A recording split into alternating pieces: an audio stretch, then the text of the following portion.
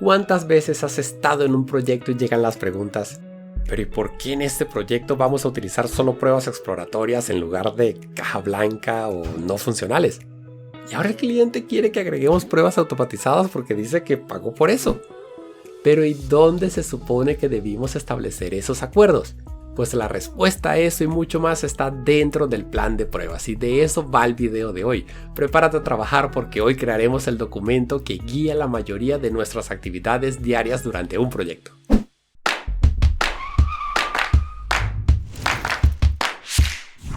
Bienvenidos a un nuevo episodio Hot by Full Advance. Este es el lugar donde nos encontramos para hablar de situaciones un poco más prácticas.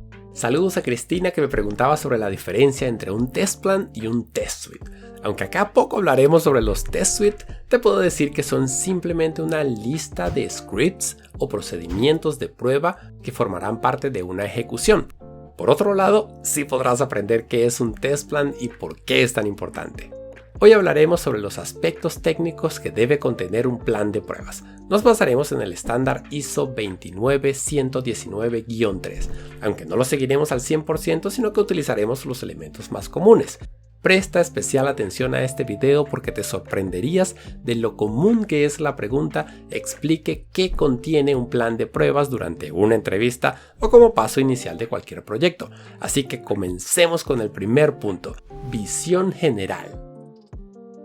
Lo primero que debe contemplar un plan de pruebas es el resumen general del proyecto, una breve descripción del sistema sujeto a pruebas que dé contexto acerca de lo que se va a detallar en el resto del documento. Esta información es generalmente proporcionada por el dueño del producto y puede ser extraída del documento de especificación de requerimientos del sistema. Por ejemplo, la página web de Full Advance sirve como primer contacto de un cliente potencial con el producto. Dentro de ella se puede encontrar información general sobre el funcionamiento de la plataforma, con el fin de que el cliente pueda aprender más sobre el producto y decidir cuál plan le es de utilidad. Además de mostrar esta información, la página cuenta con un blog, una sección de plantillas para publicar posts y cursos, información de contacto y chat para hacer consultas directamente. Nótese que es un esbozo general sin entrar en mayores detalles, porque el verdadero detalle está en la definición de los requerimientos del sistema, que es el insumo para este plan de pruebas. Segundo punto, los límites. En esta sección se detallan cuáles actividades de prueba se llevarán a cabo durante el proyecto y de qué forma.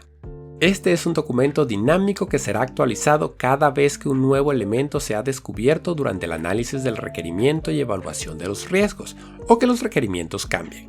Creer que una vez escrito algo en este documento será inamovible es un error. En especial las metodologías o frameworks ágiles como Scrum promueven el aprendizaje continuo. Y a medida que aprendemos sobre el producto que estamos construyendo, con seguridad encontraremos problemas y mejores formas de resolverlos, y por consiguiente, este documento podrá ser ajustado en el tiempo con la intención de mejorar. Dentro de los límites, debemos definir el alcance. En esta sección se describe qué actividades se llevarán a cabo en el proyecto, qué se va a aprobar y qué no se va a aprobar. En un test plan no se pretende llegar al detalle de qué caso de prueba o pantalla será aprobada o no.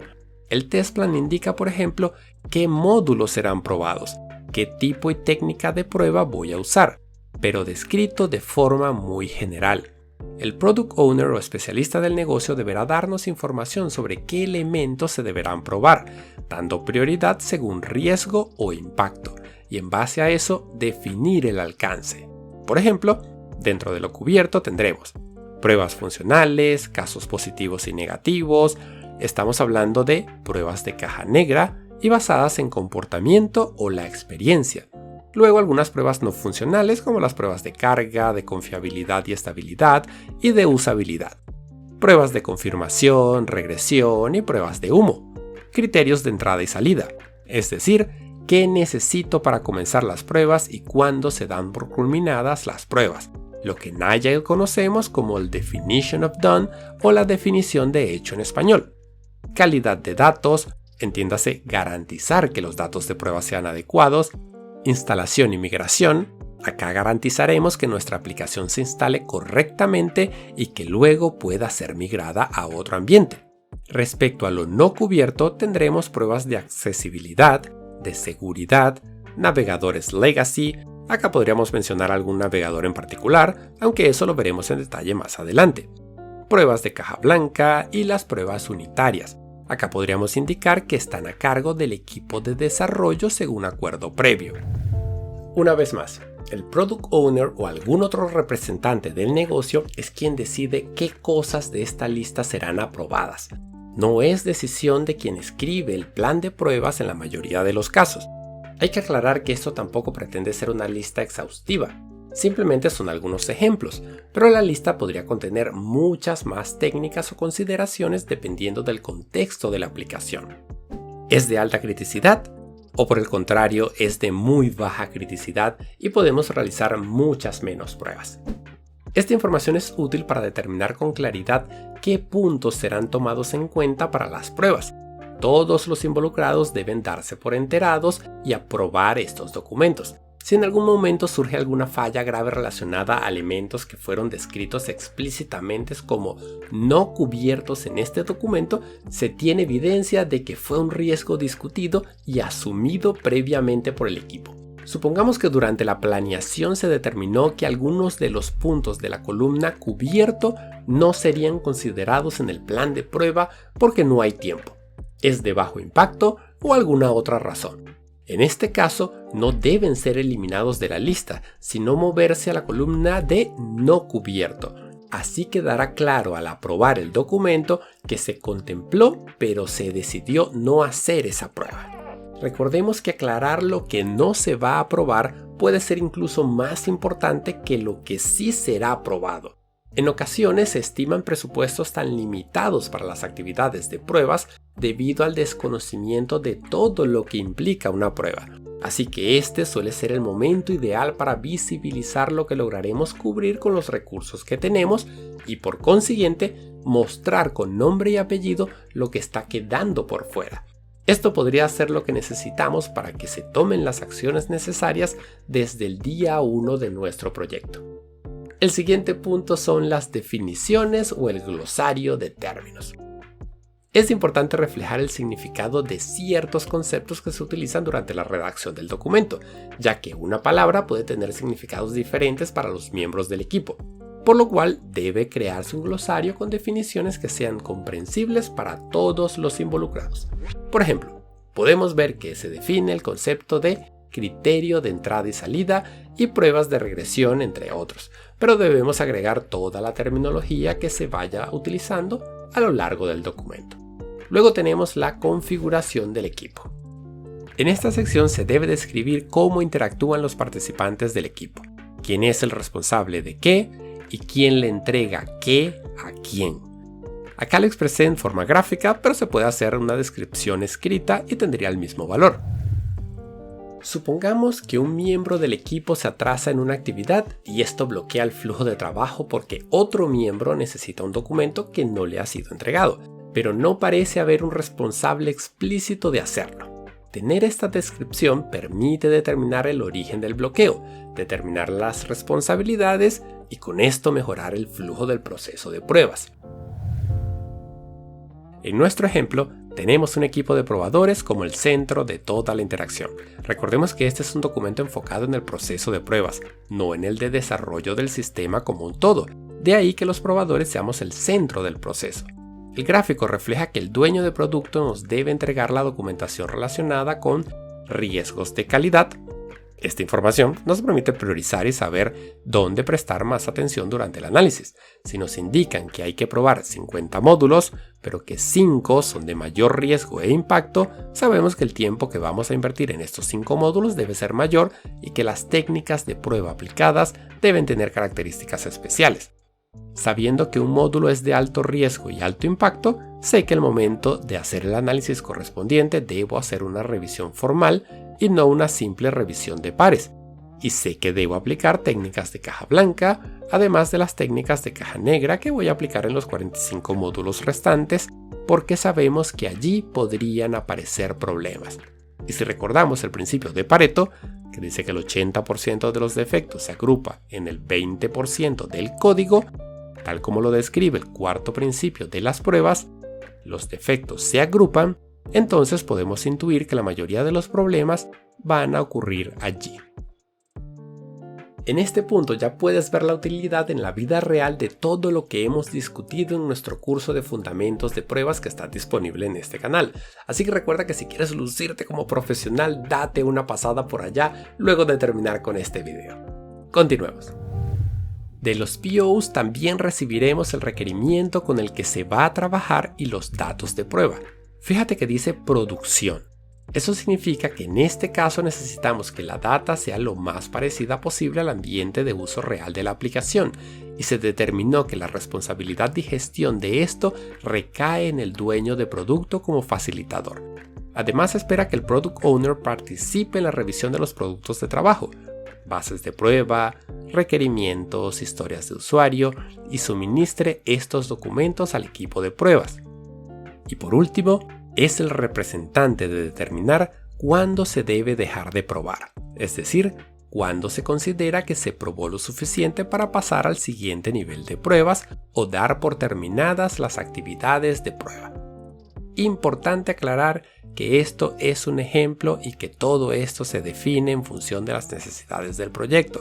Lo que he descrito acá son consideraciones bastante genéricas que suelen aplicar a la mayoría de los proyectos. Ahora pasemos a los insumos que estamos esperando de los desarrolladores. Nótese que también esperamos de ellos un análisis de los riesgos de calidad, esta vez desde la perspectiva del desarrollador, debido a que ellos están viendo el código fuente, saben qué cosas representan un riesgo para la calidad del producto y pueden informarlo a través de un análisis de riesgo o un análisis de impacto. Asimismo, esperamos recibir el requerimiento y el diseño del entorno de pruebas. Generalmente los desarrolladores, además de construir el producto, también se encargan de construir la arquitectura del ambiente de pruebas que debe coincidir con el resto de ambientes. Y finalmente esperamos recibir los entregables de software que son el producto de prueba en sí mismo. Pasemos ahora a lo que esperamos recibir de los DevOps, que son responsables de la configuración y soporte del ambiente de pruebas, así como de la ejecución de la automatización. Aunque podríamos pensar que los ingenieros de automatización de pruebas son los responsables de la ejecución de las pruebas automatizadas, en ambientes de integración continua son los DevOps los administradores de las tareas de ejecución automática de las pruebas y del ambiente. Los DevOps administran el controlador de versiones, el repositorio de datos, el código del framework de automatización, la ejecución de los casos de prueba según calendario y la generación de reportes asociados a estas pruebas. Aunque al momento de aparecer una falla, la responsabilidad se transfiere al probador, quien va a realizar el análisis de lo que ocurrió y ejecutar los test cases para las pruebas de confirmación y regresión según sea el caso. Y lo que vemos en el cuadro inferior son las actividades que acordamos realizar. Dicho esto, listemos las responsabilidades del equipo de pruebas. Crear el plan de pruebas, generar las condiciones de prueba, la creación de los casos de prueba lógicos, la ejecución de los casos de prueba tanto manuales como automatizados, ejecutar pruebas de humo y regresión, actualizar los casos de prueba cuando sea necesario, por ejemplo, cuando hayan cambios en los requerimientos, el reporte de los defectos y el retesting. ¿Y qué vamos a entregar como probadores a los demás miembros del equipo? Porque así como necesitamos insumos del resto del equipo, ellos también los necesitan de nosotros para continuar con su trabajo. Al PO se le entrega un reporte de resumen de pruebas que contiene cuántos casos de pruebas se ejecutaron, cuántos pasaron, cuántos fallaron, cuánta cobertura de pruebas se ha logrado, bloqueos, avances, es decir, información que le permita tomar decisiones. Estos reportes de resumen indican, por ejemplo, qué áreas de negocio han sido afectadas por las fallas encontradas, y con esta información, el PO puede tomar decisiones y determinar la prioridad de atención de los defectos a ser corregidos, es decir, en qué orden deben ser reparados. Un ejemplo detallado de estos reportes lo pueden encontrar en el capítulo 16 del curso de Fundamentos. Les dejo un link en la descripción. Al equipo de desarrollo le entregamos el reporte de defectos y fallas encontradas, y a los DevOps los resultados detallados de las pruebas, con un análisis que les permita hacer ajustes en el ambiente de ser necesarios. Por último, Lo que vemos en el cuadro inferior son las actividades que acordamos realizar que mencionamos anteriormente. La siguiente sección son los riesgos de calidad. Basado en los riesgos identificados e informados por el Product Owner o el desarrollador, en esta sección se define qué se supone que el probador hará para mitigarlos. Para más información sobre riesgos de proyectos y de producto, visita el capítulo 5, episodio 16 de nuestro curso de Fundamentos de Pruebas. Ahí estará bien detallado. Veamos qué se podría escribir en este apartado del plan de pruebas. Para cada riesgo identificado se deben generar casos de prueba manuales para cubrirlos, enfocándose principalmente en comportamientos observables de alguna interfaz de usuario o luego de algún proceso de ejecución. De ser necesario, pueden crearse algunos casos de prueba automatizados para cubrir escenarios de pruebas de regresión. Se usarán pruebas exploratorias tanto como sea posible, especialmente cuando se espera un alto porcentaje de fallas y basado en los resultados, se actualizarán o definirán nuevos casos de prueba para cubrir defectos y fallas encontradas. Se probará en los ambientes de usuario más comunes y se ejecutarán pruebas de regresión bajo una frecuencia especificada. Como puedes ver, dejé una nota para que durante el proceso de revisión el Product Owner pueda colaborar con su opinión sobre cómo distribuiremos nuestros recursos y cuál será la cobertura que más le interese. En este cuadro tenemos clasificados por categorías los posibles riesgos que identificamos. Por ejemplo, las pruebas funcionales positivas y negativas tendrán un riesgo de 1 al 5, siendo 5 un riesgo alto. Luego indicamos en cuál fase o nivel de la prueba se realizarán y la estrategia o técnica, en este caso manual. Y por último, el ambiente, que puede incluir el sistema operativo y navegadores, entre otros. Y de igual forma lo haremos para el resto de los riesgos identificados. La siguiente sección es el calendario de hitos propuestos. Acá se proponen una serie de momentos importantes para el proyecto. Suelen coincidir con cada una de las actividades del proceso de pruebas. Para la definición de este calendario podemos contar con el apoyo del Product Owner o algún otro representante del cliente o los interesados, así como de algún líder del equipo de desarrollo. Recordemos que en la mayoría de los proyectos existe algo llamado Time to Market. Esto es el tiempo que va desde la concepción del producto hasta que realmente está a disposición de los usuarios finales. Entonces, más allá de que nosotros fijemos fechas según las consideraciones que afectan a las actividades de prueba, estas fechas deben tener sentido y ajustarse al resto de estimaciones del grupo de desarrollo. Cosas que podremos encontrar acá será una reunión para discutir este documento del plan de pruebas y luego aprobarlo. Establecer un tiempo para las configuraciones del ambiente de pruebas. Estaría la fecha de cuándo se espera que el criterio de entrada se cumpla para las pruebas de cada nivel. En este caso, comenzamos con el nivel de sistema y se especifican las rondas de pruebas a realizar. Luego se realiza una reunión para evaluar los criterios de salida antes de comenzar con las pruebas del siguiente nivel, que en este caso son pruebas de integración, y luego la entrega del incremento que se enviará a producción. Y así podríamos continuar con el resto de actividades hasta culminar el proyecto. La siguiente sección serán las transiciones entre niveles de pruebas. ¿Qué criterios se van a tomar en cuenta para pasar de un nivel de pruebas a otro? Estos son los criterios de salida que mencionaba en el calendario anterior. En el siguiente punto definimos los criterios de entrada para las pruebas de sistema. El sistema de tracking de defectos debe estar instalado y listo para usar. Es decir, la herramienta donde registro los defectos debe estar funcionando correctamente. Podríamos estar hablando de Jira, Zephyr o cualquier otro. El equipo de desarrollo ha liberado el sistema para pruebas, porque si no, ¿cómo podríamos probar sin la entrega por parte de los desarrolladores? El equipo de desarrollo o DevOps ha confirmado que el entregable está funcional en el ambiente de pruebas. En este punto, se supone que se han ejecutado las pruebas unitarias por parte de los desarrolladores y que el sistema funciona y hay evidencia al respecto. Por lo menos se ha ejecutado el Happy Path. Esto evita que el desarrollador use el tiempo de pruebas de sistema y al tester para ejecutar pruebas unitarias que deben ser ejecutadas en tiempo de desarrollo. Recordemos que cada nivel de pruebas tiene objetivos distintos y por lo tanto los defectos encontrados son de distinta naturaleza. El equipo de desarrollo ha entregado la documentación relacionada con la funcionalidad de la versión del sistema liberada y cualquier defecto o falla conocida.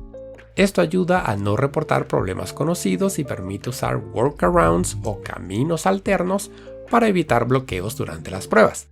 Los DevOps han preparado la infraestructura necesaria para la automatización de pruebas bajo el flujo de integración continua definida. Esto cuando las pruebas automatizadas sean necesarias. Todos los requerimientos definidos en el incremento han cumplido los criterios de salida especificados y estos los definimos en el punto siguiente. Los criterios de salida para las pruebas de sistema. Veamos. Se considera que las pruebas de sistema han sido satisfechas cuando se cumplan las siguientes condiciones. No hay fallas, paradas o procesos culminados de forma inesperada, en función de algún porcentaje acordado previamente. Es decir, si el sistema tiene paradas excepcionales el 5% de todas las veces que se ejecuta, entonces consideraremos el criterio de salida satisfecho. El equipo de pruebas ha ejecutado las pruebas planeadas para cada ambiente o algún porcentaje acordado previamente. El equipo de desarrollo ha resuelto todos los defectos que deben ser corregidos. El líder del equipo ha revisado que todos los defectos reportados en la herramienta de gestión de defectos han sido cerrados o diferidos y, cuando fuera necesario, verificados bajo pruebas de confirmación y regresión. El dueño de producto aprueba que el producto definido durante el último ciclo de pruebas de sistema satisface razonablemente las expectativas del usuario. De igual forma, se establecerían estos criterios para cada uno de los niveles donde pensemos realizar pruebas. Luego tenemos la configuración de ambiente de pruebas. ¿Bajo qué ambiente el sistema debe ser utilizable? Supongamos que el sistema a probar es una plataforma web y se determina que debe funcionar bajo 3 conjuntos de navegadores y sistemas operativos. Por ejemplo, Chrome y Firefox bajo Windows 10 y Chrome Firefox bajo Windows 11. Asimismo, se determina la dirección IP de cada ambiente de pruebas. Además, se deja constancia que el responsable de la configuración de los ambientes mencionados es el equipo de desarrollo y DevOps. Sin embargo, el control de dicha tarea es llevado a cabo por el gerente de pruebas y que cualquier cambio en el ambiente le debe ser notificado. Asimismo, que se deben hacer respaldos semanales de dichos ambientes. El punto 7. Pruebas al sistema desarrollado. Aquí se mencionan las características del sistema que se van a probar y se identifican las áreas que priorizó el negocio. Por ejemplo, los datos deben ser creados en función de ejecutar pruebas de estrés para cada condición compleja identificada en el sistema. Se realizarán sesiones de pruebas exploratorias de 2 horas basadas en contratos de prueba. Los casos de prueba manuales deben ser creados para probar el sistema. Usar data real para probar escenarios reales del funcionamiento de la aplicación. Se listan los módulos o características a ser probados. En este caso, podrían ser los módulos de autenticación, creación de blogs y publicación de cursos, entre otros. También se podrían mencionar algunos tipos y técnicas de pruebas a realizar sobre algunos módulos en particular basado en los riesgos identificados. Con la intención de garantizar la correcta documentación y calidad de los productos generados, se puede dejar constancia que cada caso de prueba debe ser documentado por un ingeniero de pruebas.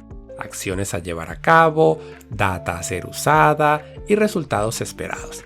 La intención es que no solo el autor del caso de prueba, sino cualquier otro probador sea capaz de ejecutar el caso de prueba siguiendo la documentación y que cada test case tendrá una revisión de pares antes de ser almacenado en la herramienta de gestión de pruebas, que podría ser Jira o Azure DevOps.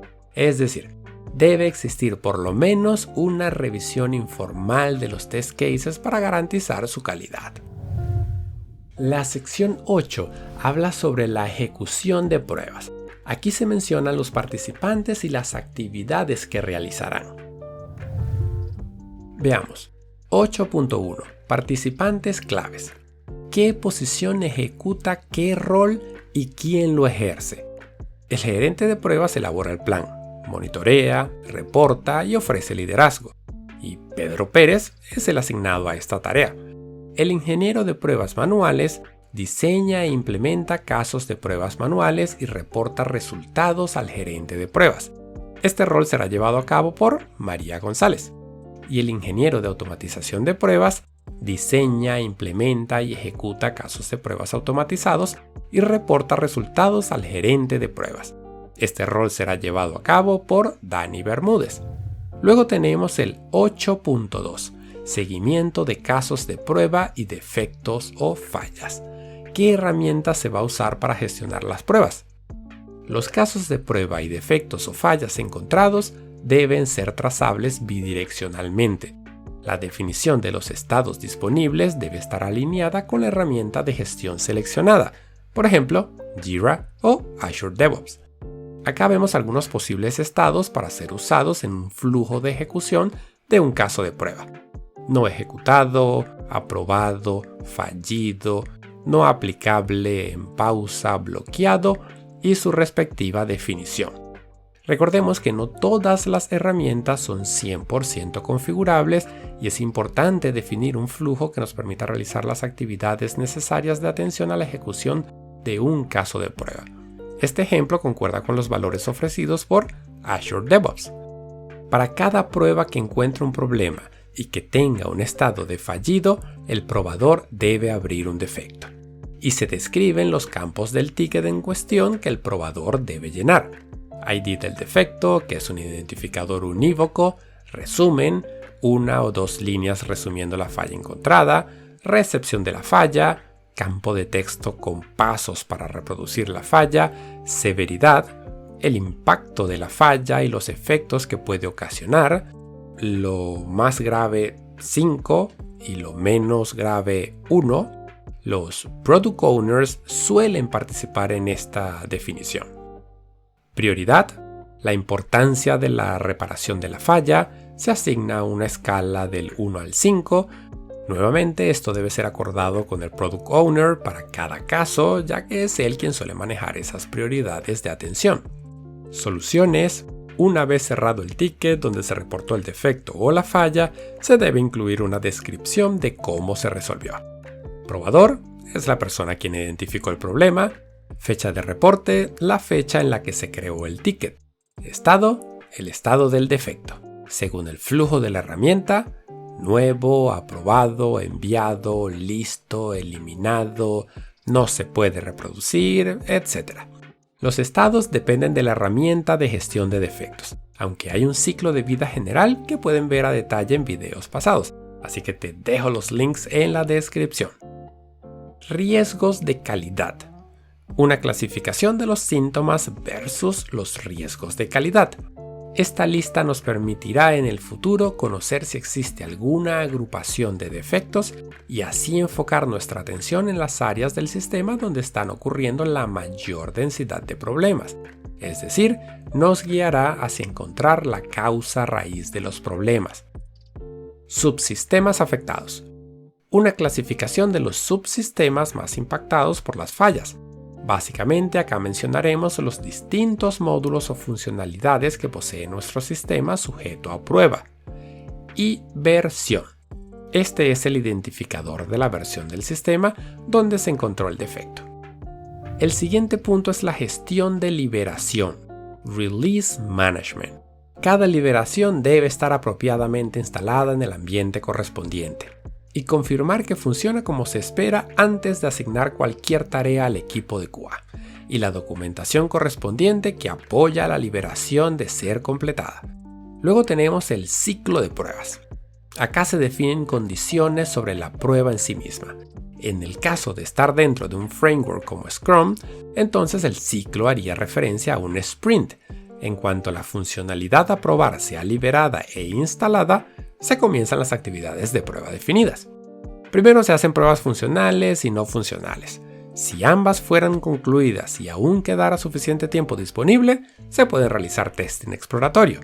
Si debido al volumen de las pruebas, alto índice de defectos encontrados o presiones de tiempo, el equipo de pruebas no puede completar el esquema de pruebas durante el ciclo, el líder de pruebas reagendará los casos de prueba no completados como prioridad para el siguiente ciclo.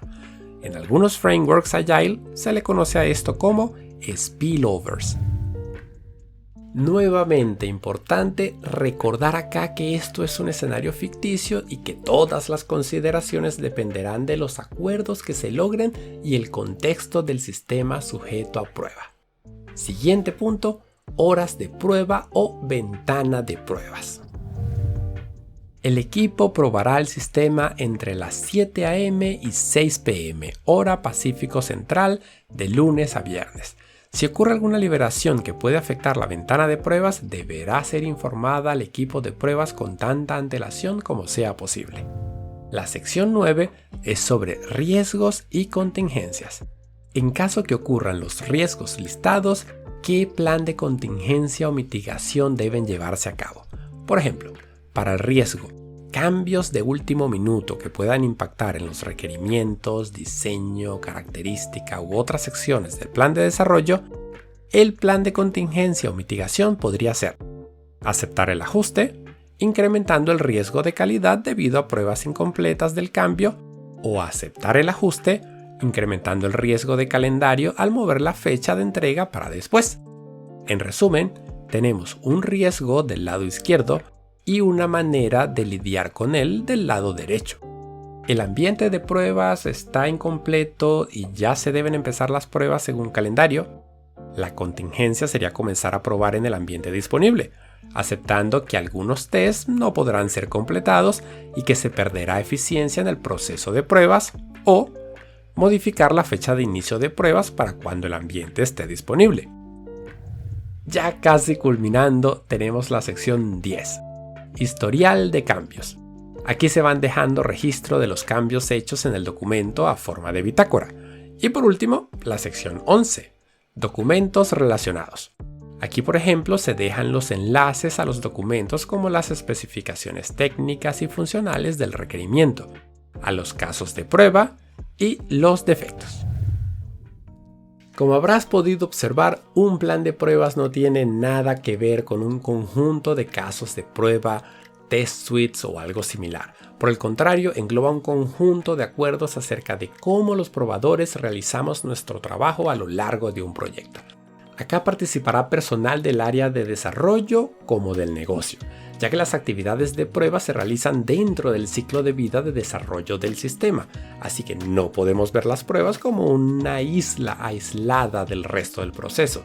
Siempre recordar que este es un instrumento vivo y que debe ser actualizado según corresponda cada vez que aprendemos algo en el camino.